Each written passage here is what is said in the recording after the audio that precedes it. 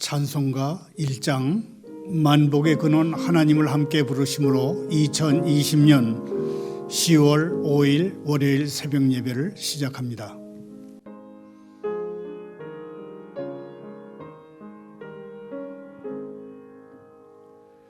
만복의 근원 하나님 온 백성 찬송 드리고 저 천사여 찬송하세 찬송 성부 성자 성령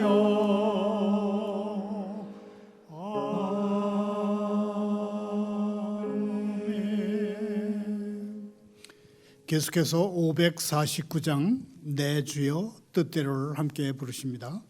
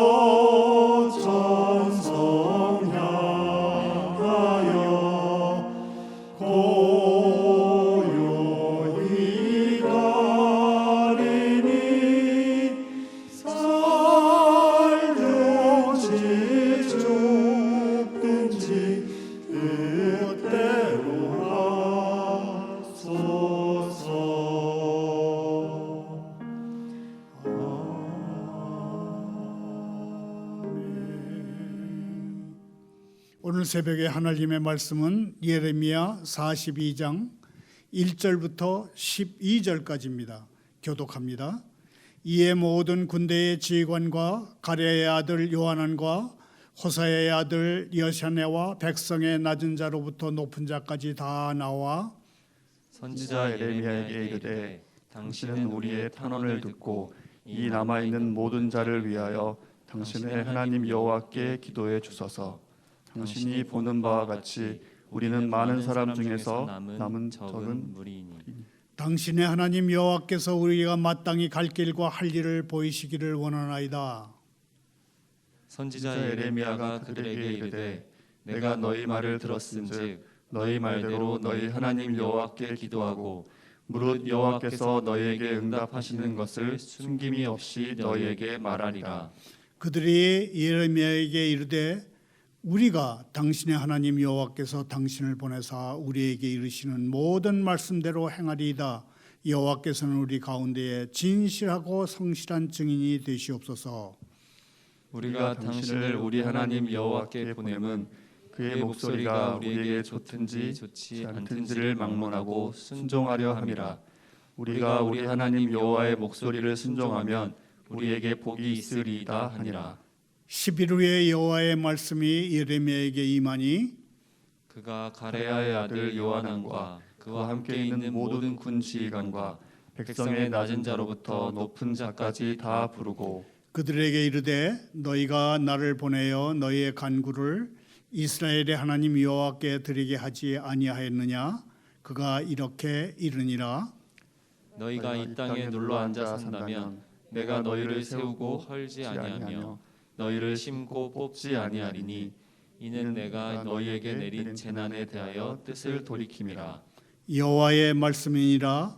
너희는 너희가 두려워하는 바벨론의 왕을 겁내지 말라. 내가 너희와 함께 있어 너희를 구원하며 그의 손에서 너희를 건지리니 두려워하지 말라. 내가 너희를 불쌍히 여기리니 그도 너희를 불쌍히 여겨 너희를 너희 본향으로 돌려보내리라 하셨느니라. 아멘. 하나님 아버지,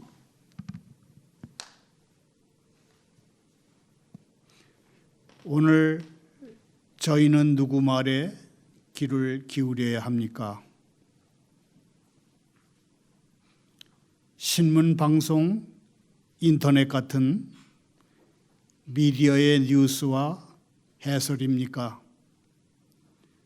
친중공파, 친북좌파, 친미파, 보수우파를 대변하는 정치인들의 말입니까? 아니면 하나님 말씀에 귀를 기울여야 합니까? 주님이 저희에게 주님의 뜻을 알기 원하는 마음을 주시니 감사합니다. 이후에도 주님의 뜻을 알기 원하는 마음으로 살아갈 수 있도록 결단력 있는 마음을 주십시오. 예수님의 이름으로 기도하옵나이다. 아멘.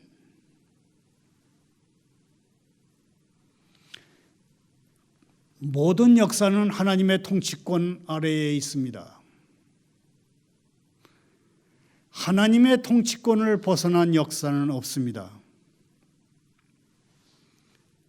주전 587년 예루살렘이 적군의 수중에 떨어졌습니다. 이때의 예루살렘 함락은 성경의 다른 상징적인 심판 행위와 비슷합니다. 재난입니다. 그 재난 상황에서 가장 불쌍한 사람들은 미스바에 모인 피난민들이었습니다. 그들은 지난 18개월 동안 벌어진 살인, 대학살, 대혼란에서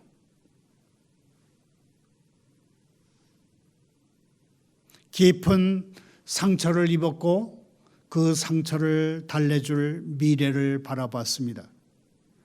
바벨론에서 풀려난 그들은 또 다른 적국의 군대가 예루살렘을 포위 공격할 때 살아남았고 얼마 전에는 사슬에 묶여서 북쪽으로 끌려간 사람들의 운명도 피했고 그래서 지금 그 땅에 영원히 남았습니다. 그 후에 또다시 끔찍한 유혈 사태의 소용돌이 속에 휘말려서 인질로 잡혀가다가 극적으로 구출되기도 했습니다. 이제 어디로 가야 합니까?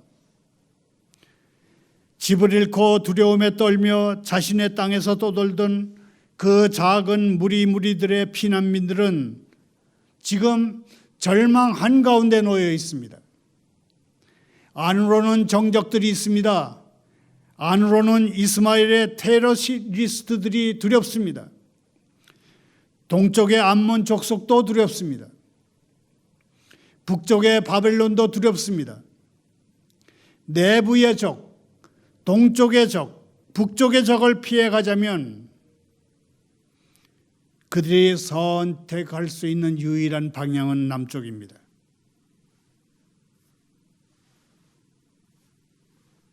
남쪽에는 이집트가 있습니다. 어쩔 수 없어 남쪽을 택한다면 앞으로 2세대 동안 그 민족의 종말을 경험하게 될 것입니다. 남쪽 이집트에는 미래가 없습니다. 미래의 유일한 희망은 이집트보다 훨씬 더 멀리 떨어진 곳에 있는 사람들, 곧 바벨론의 포로로 잡혀간 사람들이 미래의 유일한 희망이었습니다. 앞장 예레미야 41장은 이렇게 깊은 상처를 입은 초라한 차림의 피난민들이 남쪽 이집트로 향하는 것으로 끝났습니다. 그들은 아무것도 보장된 것이 없는 남쪽행 여정을 시작하기 전에 베들레헴 근처에 잠시 멈춰 섰습니다. 선지자 예레미야에게 기도를 요청하기 위해서 멈춘 것입니다. 그들은 이미 자신의 계획을 따르기로 결심했습니다. 그러나 하나님이 혹시 자신들의 계획에 동의를 해주시면 좋겠다 하는 그런 마음에서 선지자에게 기도를 부탁했던 것입니다. 비록 진지한 것은 아니지만 그들이 기도를 부탁하자 하나님이 움직이시고 선지자 예레미야가 움직이기 시작합니다. 오늘의 성경 본문 예레미야 42장 1절과 2절에서 보면 대화 재개의 주도권은 하나님이 가지신 것도 아니고 예레미야 선지자가 가진 것도 아닙니다. 피난민 대열에 합류한 공동체 전체가 만장일치로 하나님과의 대화를 강하게 요구했습니다. 그들은 매우 공손하게 시작합니다. 예레미야 선지자를 여호와 하나님의 참 예언가로 인정합니다. 그러면서 자기들을 위해서 기도하고 하나님의 인도하심을 구함으로써 진정한 예언가의 역할을 해 주십시오. 그렇게 요청합니다. 예레미야가 그렇게 하겠다고 동의한 사실은 백성을 위해서 기도하지 말라고 하신 하나님의 말씀 7장 16절과 11장 14절의 금지 명령이 이제 철회됐음을 보여줍니다. 예레미야 선지자는 백성들과 하나님 간의 화해를 위한 중재 기도에 동의합니다. 백성들은 선지자를 통해 전달되는 하나님의 말씀에 이제 기꺼이 순종하겠습니다. 그렇게 다짐합니다. 5, 6절에 기록된 것처럼 백성들은 무조건 순종을 약속합니다. 우리가 당신의 하나님 여호와께서 당신을 보내사 우리에게 이르시는 모든 말씀대로 행하리이다 그럽니다. 하나님 앞에서 눈 똑바로 뜨고 맹세한 것입니다. 그러나 그들이 과연 자신들이 맹세한 대로 하나님의 말씀에 귀를 기울였을까요? 실제로 그들은 선지자 하나님의 말씀을 받아오기를 초조한 마음으로 기다렸습니다. 열흘 동안 기다렸습니다. 그들에게 열흘은 고통스러운 시간이었을 것입니다.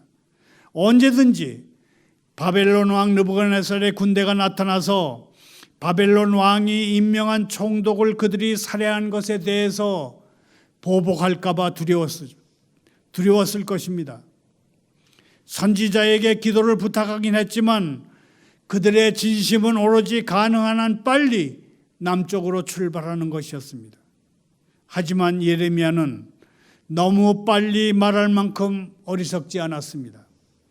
10일 후에 열흘 뒤에 응답이 왔습니다. 10일 후에 온 응답 내용이 우리가 오늘 새벽에 펼쳐든 예레미야 42장 나머지를 차지합니다. 또한 이것이 선지자 예레미야의 최후의 예언이 됩니다. 하나님의 응답은 모호하지 않고 명확합니다.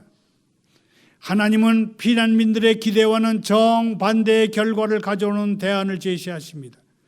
하나님의 대안은 그냥 이 땅에 눌러 앉아 살아라는 암시적인 명령입니다. 이 명령은 풍성한 약속과 격려로 강화될 것입니다. 그냥 이 땅에 눌러앉아 살아라. 예레미야가 하나님의 거룩한 일을 위해 부르심을 받았을 때 들었던 말씀이 이 말씀입니다. 이제 두려움에 떠는 도망자들을 위해서 예언가 예레미야가 이 말을 해야 합니다. 이 땅에 살면서 바벨론의 식민 통치를 견디면 하나님이 친히 그들을 건설하시고 심으실 것입니다. 두 번에 걸쳐서 하나님은 친히 그들을 구원하고 건지시겠다고 약속하시면서 그들의 두려움을 덜어주셨습니다. 하나님이 이전의 태도를 완전히 바꾸신 것입니다. 바벨론 왕 느부갓네살은 단지 하나님의 통치 수단에 불과하기 때문에 그들은 더 이상 바벨론 왕 느부갓네살을 두려워할 필요가 없었습니다. 느부갓네살이 이전에 하나님의 분노의 대리자였듯이 이제는 하나님의 불쌍히 여기심의 대리자가 될 것입니다. 느부갓네살은 계속 하나님이 내 종 그렇게 부르신 하나님의 종이었습니다. 물론 바벨론 왕으로서 느부갓네살은 자신이 생각한 외교 정책을 시행하기 위해서 스스로 선택한 모든 일을 행할 것입니다. 그는 자유로운 대리인이었고 주권 국가이자 팽창하는 제국의 우두머리였습니다. 그렇지만 예레미야 선지자는 머뭇거리는 없이 그런 인간의 자유와 정책을 하나님의 목적 안에 둡니다. 12절 말씀은 하나님의 언약적 결심과 강대국 바벨론의 외교 정책이 정확하게 하나로 정리된다는 점에서 매우 중요한 말씀입니다. 하나님이 강대국 바벨론의 외교 정책을 역동적인 방향으로 결정하게 하신다는 점에서 이 12절은 중요한 의미를 담고 있는 말입니다. 12절에 불쌍히 여기신다는 말은 사랑의 친절을 베푸신다는 뜻입니다.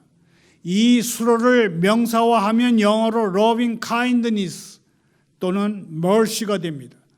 번역하면 두터운 사랑 또는 자비가 됩니다. 하나님의 자비가 바벨론을 자비로운 지배자로 만들 것이며 자비로운 지배자 아래서라면 그 땅은 풍요와 안전을 기대할 수 있는 기회의 땅이 될 것입니다. 말을 맺습니다. 예레미야 42장 15절 16절을 함께 읽겠습니다. 너희 유다의 남은 자여 이제 여호와의 말씀을 들으라. 만군의 여호와 이스라엘의 하나님께서 이와 같이 말씀하시되 너희가 만일 애굽에 들어가서 거기에 살기로 고집하면 너희가 두려워하는 칼이 애굽 땅으로 따라가서 너희에게 미칠 것이요 너희가 두려워하는 기근이 애굽으로 급히 따라가서 너희에게 임하리니 너희가 거기에서 죽을 것이라. 지금 유다 백성은 이집트와 바벨론 중 어느 나라의 보호 아래 들어가서 생존을 구할 것인가 하는 선택의 기로에 놓여 있습니다. 이집트와 바벨론 중에 하나를 선택해야 하는 위기에 몰려 있는 것입니다. 백성들은 이집트로 가고 싶어 합니다. 이집트로 가고 싶어 하는 마음을, 백성들의 마음을 이해할 만합니다.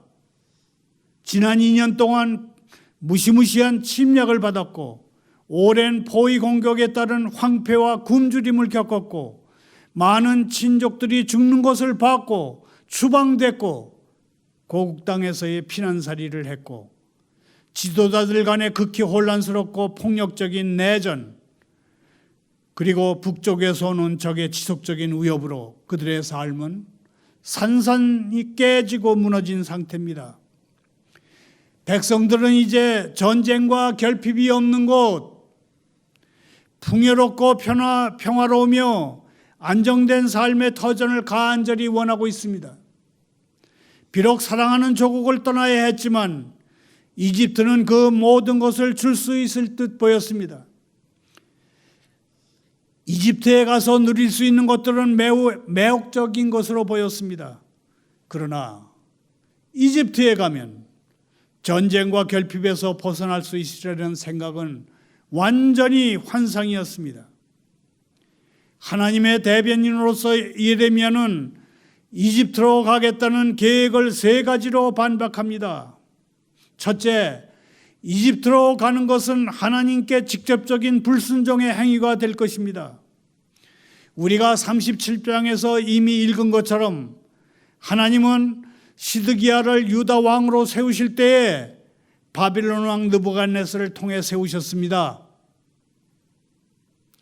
전왕 여호야김 왕이 폐위되었을 때 합법적인 상속자는 여호야긴이었습니다. 그런데 바벨론 왕 느부갓네살이 합법적인 왕위 계승자인 여호야긴을 바벨론으로 끌고 간 후에 시드기야를 꼭두각시 왕으로 세웠습니다. 그러니까 시드기야 왕은 바벨론에 큰 빚을 진 겁니다. 그들이 하자는 대로 해야 하는 것입니다. 그런데 지금 와서 바벨론에 반역하고 이집트에 손을 내민다면 그것은 하나님께 직접적으로 불순종하는 행위가 되는 것입니다.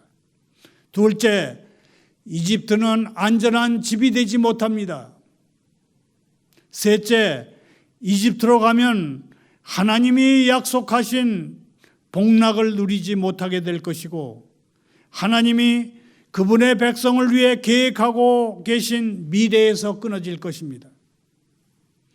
만약 유다 백성이 출애굽을 뒤집고 이집트로 간다면 그들은 아브라함의 언약을 뒤집는 결과를 불러올 것입니다. 그들은 복이 되리라는 약속과 온 세계 각국에 적용될 복락의 모델이 되는 대신에 가증함과 놀람과 저주와 치욕거리가 될 것입니다. 자, 그러면 유다 백성은 이집트로 가서 거기서 생존을 구할 것입니까? 아니면 하나님의 뜻을 따라 조국에 남아서 바벨론의 식민 통치를 받을 것입니까? 유다 백성이 그 어느 쪽을 선택해도 썩 바람직한 결과를 기대할 수 없다는 점에서 오늘날 갈피를 잡지 못하고 있는 대한민국의 외교 정책 방향과 너무나 닮지 않았나 그런 생각을 해봤습니다. 국제관계에서 우리나라가 외교 정책의 큰 줄기를 잡을 때마다 방해가 되는 나라가 있는데 그 나라가 중국입니다. 중국은 한국 외교의 딜레마입니다. 7년 전에는 주한미군이 북한의 핵무기 공격을 막아내기 위해서 고고도 미사일 방어 체계인 사드를 배치할 때 노골적으로 내정 간섭을 하며 회방을 놓은 나라가 중국입니다. 중국 정부는 사드 설치 장소를 제공한 대기업을 거덜냈습니다.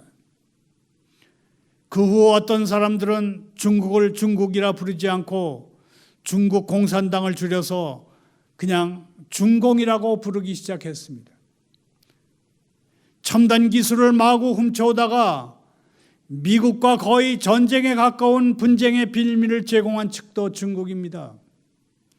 미국은 중국이 첨단 기술을 비롯한 미국의 지적 재산권을 대대적으로 훔쳐가는 것을 막기 위해서 이제 미국에 유학 중인 중국인 학생들과 미국 대학에서 연구원으로 일하는 중국인 학자들과 훔쳐간 기술로 첨단 IT 제품을 찍어내는 중국 기업 관계자들의 비자를 회수하는 동시에 앞으로는 새로운 비자를 발급하지 않겠다고 발표했습니다. 아마도 적게는 수십만, 수백만 명이, 최악의 경우는 수천만 명, 1억 명 이상이 미국에서 추방되거나 미국 입국 비자를 포기하게 될 것으로 보입니다. 중국은 전 세계가 분노하는 국제 분쟁의 실마리도 제공했습니다. 남중국해에 그어놓은 구단선 9개의 점선이 그것입니다. 중국은 남중국해 해상에 9개의 점선을 그어놓고 남중국해 수역의 90%를 자기들이 영유권으로 가진다고 선언했습니다. 이 9개 점선 안에는 필리핀, 베트남, 말레이시아, 타이완, 브루나이 이렇게 5나라 바다가 들어 있습니다.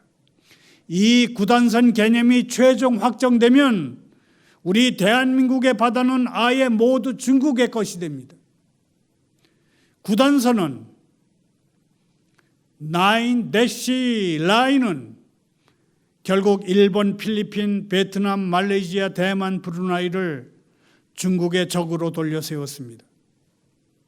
미국은 중국의 일방적인 영유권 주장은 불법이라며 항공모함 2척, 니미츠호와 로널드 레이건호를 파견해서 항행의 자유라는 이름으로 이 지역 공해상에서 군사작전을 벌이고 있습니다. 미국은 영국, 캐나다, 호주, 뉴질랜드와 함께 중공이 공해상에서 벌이는 불법적인 영토 확장 행위를 막기 위해서 Five Eyes, 5개의 눈이라고 하는 상호 첩보 동맹을 맺고 본격적으로 중공을 감시하고 있습니다. 미국은 우리나라, 인도, 일본에게도 대중국 전열에 서줄 것을 요청해서 인도, 일본으로부터는 매우 긍정적인 호응을 이끌어냈습니다. 우리 정부는 안보는 미국과 경제는 중국과라면서 위태한 줄따기 외교를 선언했습니다. 그리고 메르켈 총리의 친중공 정책을 고수할 것으로 보이던 독일도 코로나 바이러스 19가 중국 우한에서 발생한 것으로 밝혀진 이후에 프랑스, 이탈리아와 함께 반중공으로 돌아섰습니다. 이달 중에 미국의 마이크 폼페오 국무장관과 중국의 왕이 외교부장이 각각 우리나라를 찾아와서 우리 정부를 자기 편으로 만들려고 설득할 것으로 보입니다.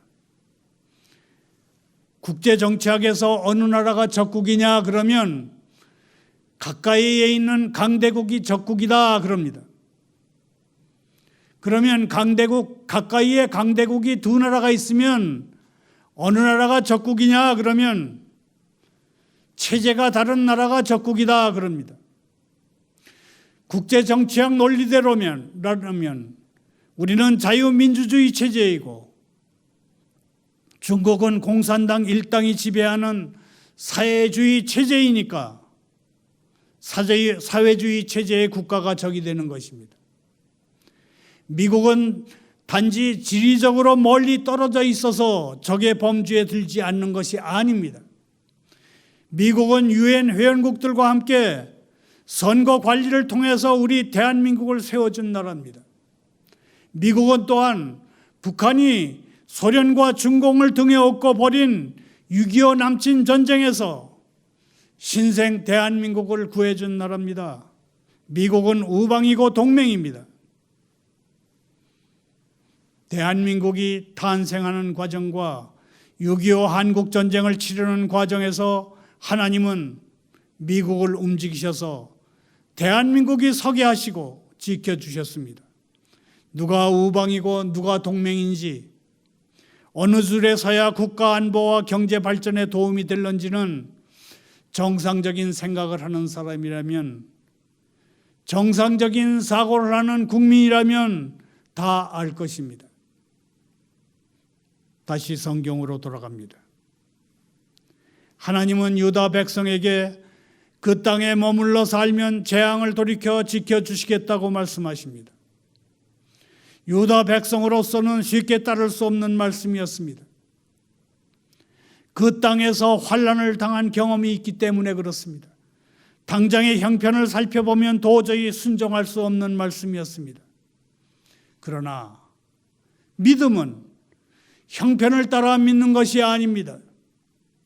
말씀을 따라 믿고 그 믿음으로, 말씀 따라 믿는 믿음으로 상황을 재해석해야 살 길이 보이게 되어 있습니다. 하나님은 바벨론 왕을 두려워하지 말라고도 말씀하십니다. 하나님이 그 무서운 바벨론 왕을 두려워하지 말라 하시는 이유는 당시 가장 큰 권세를 갖고 있던 바벨론의 왕도 하나님의 손 안에 있기 때문입니다. 오늘 우리를 둘러싼 국제 환경이 우리에게 어떤 길을 강요할 때, 환경에 따라 우리가 자꾸 말씀에서 멀어질 때, 우리는 하나님의 말씀을 기억하고 하나님이 우리의 우방으로, 우리의 동맹으로 맺게 하신 나라가 어느 나라인지를 기억할 필요가 있습니다. 국제관계에서는 좌고 우면하지 않고 올바른 길, 라이트 트랙을 가야 합니다. 외교정책의 방향은 정통 우방과 함께하는 역동적인 것이어야 합니다. 두려워할 일이 없습니다. 두려워하지 말라고 하나님이 말씀하십니다. 하나님이 우리를 지키십니다. 하나님이 우리를 인도하십니다. 감사합니다. 기도하겠습니다. 하나님 아버지, 주님은 전능하신 무적의 주님이십니다. 저희에게 주님이 얼마나 필요한지 아시지요? 지금처럼 악에 맞선 싸움이 거세질 때 주님이 저희에게 더욱 필요합니다. 저희 곁에서 강한 방패가 되어주시니 감사합니다. 지금 저희 앞에, 대한민국 앞에 닥친 적은 저희보다 훨씬 강하고 똑똑하며 능통합니다. 원수는 허점을 보이지 않은 채 저희를 대적하며 눈을 부릅뜨고 저희의 모든 약점을 노립니다. 그래서 저희는 확신을 품고 하나님이 주시는 무기로 완전 무장하기를 원합니다. 저희를 무너뜨리려는 악한 세력을 오직 주님의 힘으로만 물리칠 수 있습니다. 저희에게 새로운 소망을 주셔서 저희를 죽이려는 맹렬한 싸움이 마침내 끝나는 그날을 소망하며 살게 해 주십시오. 예수님의 이름으로 기도하옵나이다. 아멘.